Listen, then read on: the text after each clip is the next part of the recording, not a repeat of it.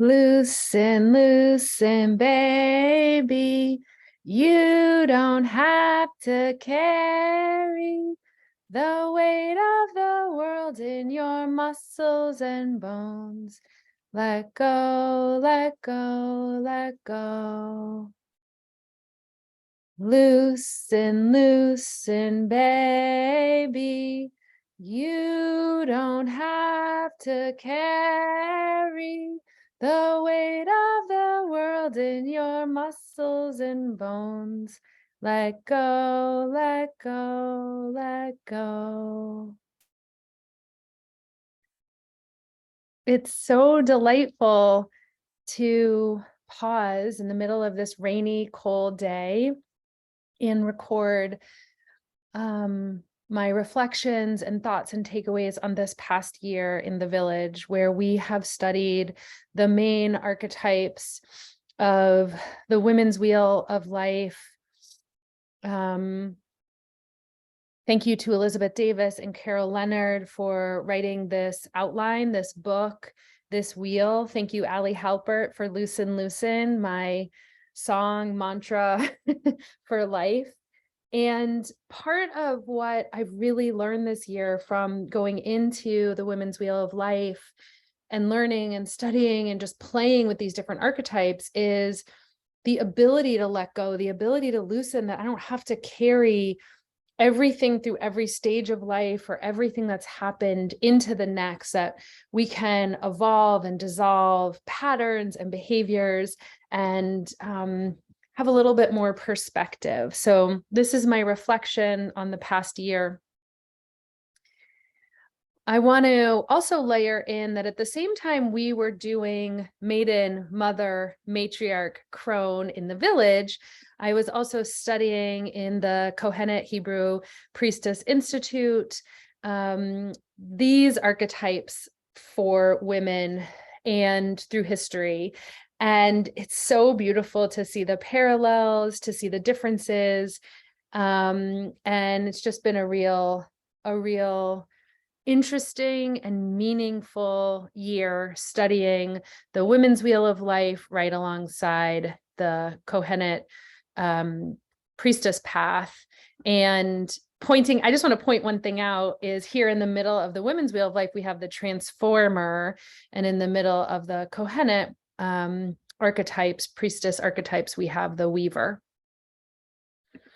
Okay, so last winter, I drew out this map, just dreaming into what would happen if we spent a year based on the calendar, based on the moon cycles, the weekly rest and elemental healing as our foundation and root for a year of deep dive into the maiden. You can see her down here, March, April, May, mother, June, July, August, matriarch, October, November, December, and then crone, January and February. And I also layered in there, so the Ayurvedic times of year, Kapha, Pitta, and Vata. And then with the intention that we'd have different gatherings, we'd have coven, which would be more ritual circles. We'd have cottage, which were more cozy conversations, and council, which would be really about honoring sacred wisdom. And we did some of those early on. And then as the year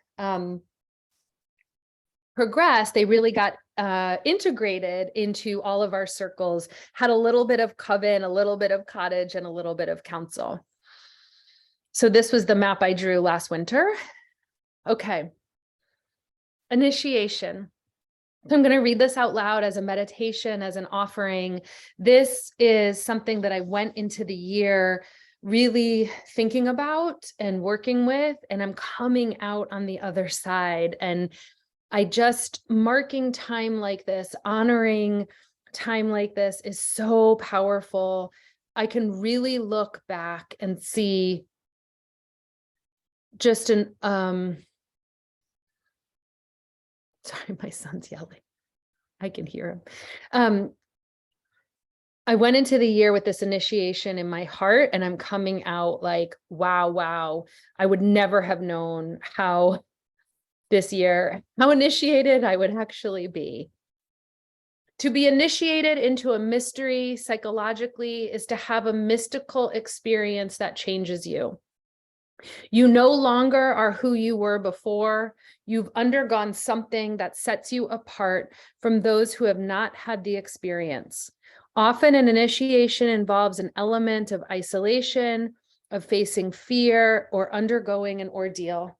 But perhaps just as often, the initiatory experience comes as a gift of grace, when mystery and profound beauty come together in a numinous moment of which we are a part. The new initiate feels archetypally twice born into life at birth, and now through a mystery into a new state of being or new consciousness. And I want everyone to just stop and think about where you were a year ago, January 2022, or whenever you watch this or listen to this. Where were you a year ago and where are you now? And have there been any initiations? This year, for me, ended up being grief was the theme, and loss, and the transformation that's possible after such deep grief and loss, and the rebirth and the rising after a pause, after an integration period, after an unknown, that then we some may be rebirthed and be in a new phase, whether it's a archetypal phase, whether it's a identity phase, but that these transformations and initiations are possible. We started last year, with the work that reconnects. Thank you, Joanna Macy, for this incredible framework. Thank you, Dory Midnight, for this incredible art. We start here with gratitude at the roots, and all year we came back to gratitude, gratitude, gratitude, gratitude, moving into honoring our pain, moving into seeing with new eyes, and then the fluttering of going forth. And what's so amazing to me is that when I started working with the work that reconnects almost 2 years ago, I really didn't know why I felt so drawn to it. And then I started working with it during really hard times. So for example, in the grief, let's just use my grandmother, for example, who she transitioned this year on summer solstice. The gratitude that was just pouring out of my heart for having been in relationship with her, for having her wisdom in my life, my whole life, for having her love of community and learning and service and generosity of spirit. She's alive everywhere in me and around me, but the gratitude was what really came through. And then I could very clearly start to honor my pain. I could really clearly start to see, wow, this is a deep, profound loss, and I'm really feeling it. At which point, especially this year, thinking about archetypes and thinking about initiations, it feels like I was reborn through eyes of like, what does it mean to be a human without her on the planet, right? And who am I now? And what does that mean? And then going forth in the world. And so I really used this model throughout my grief process over and over again. I also used it quite regularly when there was a mass shooting or a war or genocide or weather-related tragedy. Like, no matter what was really happening, I could return to this as a foundation to continue to be in dynamic, honest relationship with myself and the world. And so this model has really, really continued to be so important.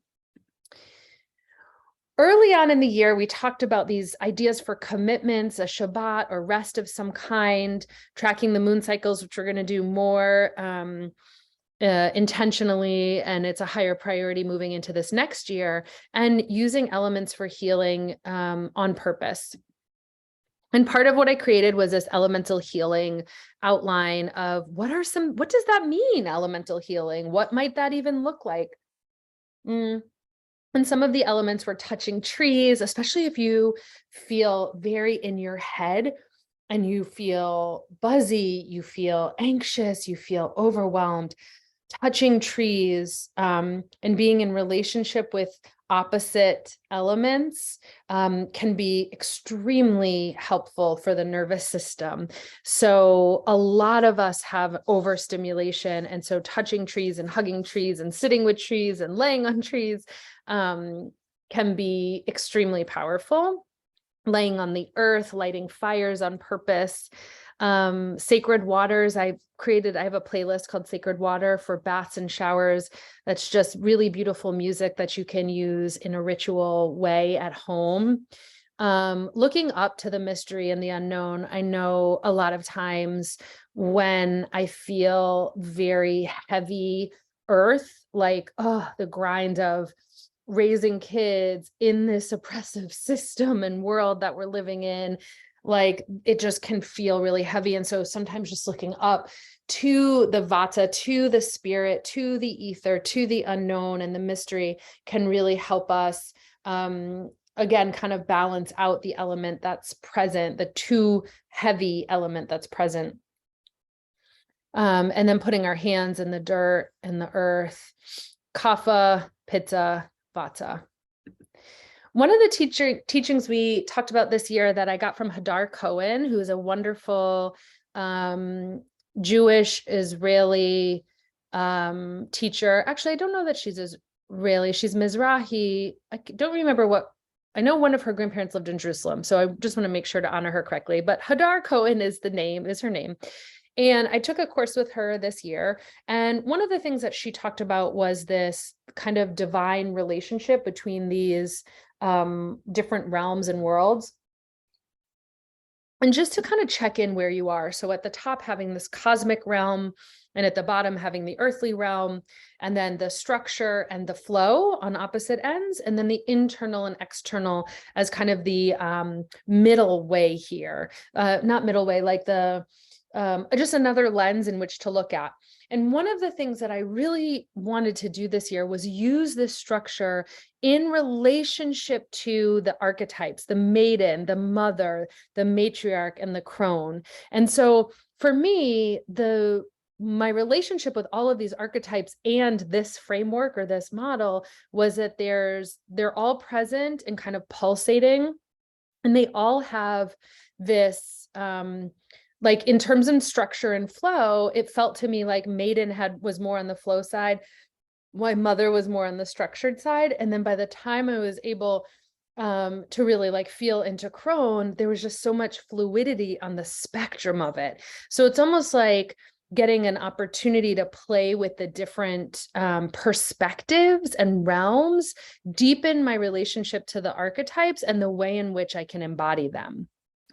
So here's the maiden card from Kim Cran's archetype deck, just to give you a sense of the colors. And then this was my altar during the maiden time. And that was really fun. And then I went traveling and, of course, walked down the street. And this is in Connecticut, right by one of the places my grandmother was at that had Maiden Lane. And there she is with the long hair and the roses and the animals and the forest. And then I moved into the mother phase and I made this collage, just feeling a little bit more grounded and stable, continuing with that earth theme, using a lot of the principles, practices, reminders, and teachings from the inner mother helped me a lot in the mother time. And then these cards, Mother Earth, Father Sky, and Layers of Support were really helpful during the mother phase. I really enjoyed working with this card deck and really just thinking about mother as a archetypal presence, Mother Earth, rather than sort of like birth mother. And then these were some of the mother cards. I love how she's seated. I love how there's a turtle. It just feels like a really different energy than some of the mothering that I see in the world. It doesn't look hurried or chaotic or rushed. It's much more at ease. And let's see, the next one. This is really important too. This was a really important visual that I worked with this year. I sit with my grief. I mother it. I hold its small, hot hand. I don't say shh. I don't say it's okay. I wait until it is done, having feelings, and then we stand and we go wash the dishes.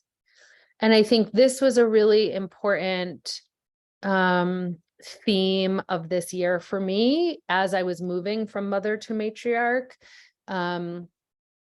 and really seeing the relationship between mother, matriarch, and crone. Dear grandmother moon, how I love thee. I thank you for the luminescent kindness and cooling energy. And Mother Earth, I love you too. Thank you for the smell of tomato plants, the happy chattering of the wrens, and the caressing breeze. Over and over, you both have saved me from heartbreak. I know you will be with me when winter comes and forever after. And I love this, allowing Mother Earth, allowing Grandmother Moon to hold us, to embrace us, to nourish us, to care for us. It has been really a radical transformation to allow Grandmother Moon and Mother Earth to work with my human form and body in providing really deep nourishment. I love this art that I found. I can't remember the name of the artist. I apologize. Mother of Portals. And just thinking about this transition that I was really thinking about from the summer to the fall of mother matriarch, is really like how to stand in your mother, how to become an embodied and integrated support. And I loved this. To me, I see maiden, mother, matriarch, and crone, and how we relate to each other, and how the parts of us, like all of these parts exist within us. They're all archetypal elements. And so how much care and attention and love do we give each of them? And then what is their relationship together? That just looks like wholeness to me. What a life, it looks like a life well lived.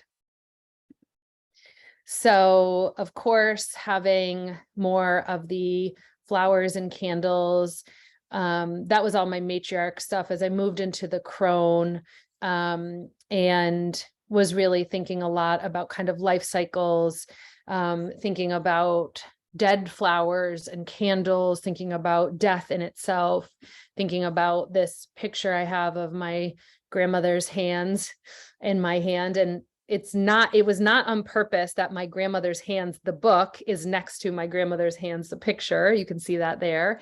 But just this idea of like the transformation that she and I had as she was transitioning, as she was in her crone stage of life, and the letting go and just the kind of honoring of different stages. And someone from the community had shared this. We had studied this a few years ago, and it came back in. I really this year was into the spirals and the cycles and the kind of birth, death, pause, rebirth model that was coming up everywhere in different ways. And so I just added this back in really as a reminder. This, I believe, is from Sarah Avant Stover from the She School book. And just again, here was maiden, mother, initiation, queen, and crone. And so here, again, I'm just seeing the parallels and the relationships everywhere. One of my favorite images from this year: dance like the maiden, laugh like the mother, and think like the crone. And I was leaving this year really with this: who I have been, who I am, and who I will be. And I also want to add in who we have been, who we are, and who we will be, kind of as a community, as a world. What are we dreaming into? And like, how can we continue to work with the meaning and purpose of life? I don't even know what the purpose is or the meaning, to be honest, but the spirals, the reflections, and the insights and the awareness, how can we continue to see our lives marking in times through these seasons and cycles and through these archetypes? And so I was really thinking a lot this year about the ways in which maiden, and a dysregulated mother role have played so strongly in my life. And one of the mantras I used over the past 2 years was, what would a grown-up do? And I almost feel like it's like, what would a matriarch do? Or what would a crone do? what would a regulated mother do? And that really shifts who I am and who I will be. There are some patterns that I had psychologically that were really stuck in other archetypes and or not on the healthy spectrum of the archetype. And so just being able to see that I could actually grow through it and pay attention to some of the patterns was really helpful.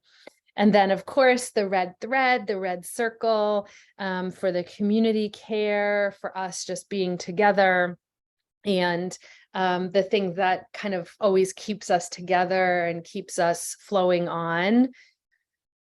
And then finally, just sitting with this, be love, be with mystery, be breath and spirit, be peaceful and deep-hearted, be curious and playful, be intentional, be a listener, be expansive, be grateful, be whole, be generous, be made new. And I think of this, I can't remember where I got this from either. I have so many books and poems and pictures and things that I collect.